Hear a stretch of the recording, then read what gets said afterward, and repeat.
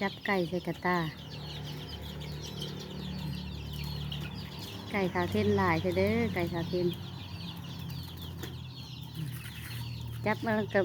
บินคือก็เอามันมีปีกเหยียบแข้งมันลูกเหยียบแข้งมันไก่กับหูเลยไก่เพื่อกระไดโอ้จับใส่มันก็บินออกคือเก้า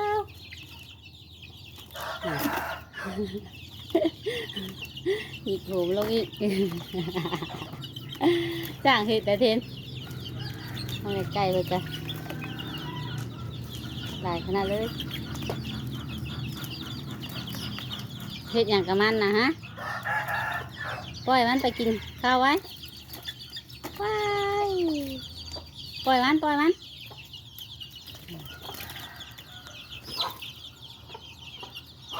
มาดูตัวหนึ่งมาดูตัวหนึ่ง